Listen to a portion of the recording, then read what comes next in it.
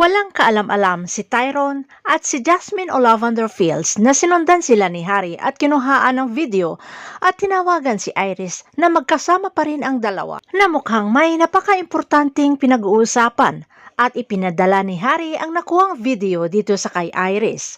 Pagdating ni Tyrone sa bahay ay nakitang nag-iinom itong si Iris at tinanong si Tyrone kung saan ito galing. Sagot naman ng asawa ay nasa trabaho.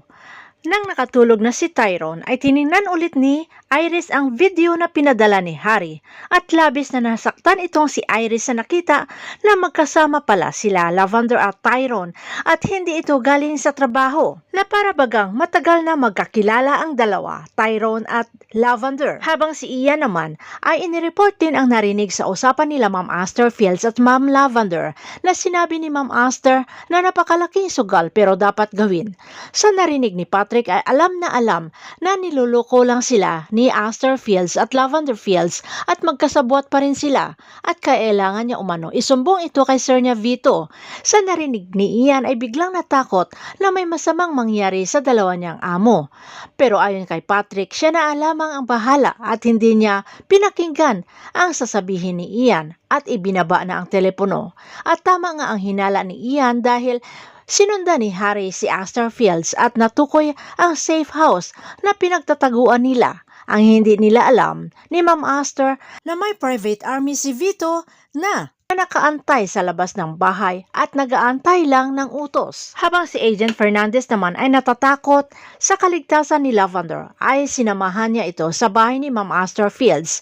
Pero nagtalo ang dalawa na pinatitigil ni Sandro si Lavender sa pagpanggap dahil lalo lamang nilalagay ang sarili sa kapahamakan. Diretsahan naman ang tanong ni Agent kung bakit ginagawa ni Lavender ang pagpanggap ay dahil ba kay Tyrone at ipinaalala na kasal sila Iris at Tyrone at si Lavender ay kabit ang posisyon sa buhay ni Tyrone. Gulat si Lavender sa prangka na salita ni Agent at ipinaliwanag na ginagawa niya ito dahil sa pangako ni Tyrone na tutulungan sila para kay Ma'am Aster, sa kay nanay niya rin Rosita at para sa pamilya ni Agent Fernandez. Kahit hindi naniniwala si Agent kay Tyrone ay gawin niyang sumunod sa plano ni Jasmine o Lavender na kanyang pinagkakatiwalaan.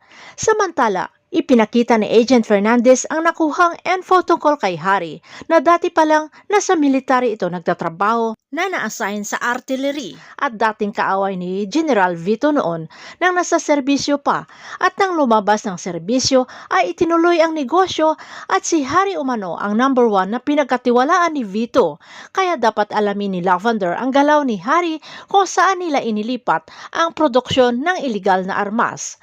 Habang si Harry at Vito naman ay nag-uusap na niluloko lang sila ni Aster at Lavender at ipinakita na rin ni Harry ang video ni Tyrone na isa ring taksil sa kanila. At habang nag-uusap ang dalawa ay dali-dali na ring naghanap ng ebidensya itong si Tyrone sa opisina ni Harry.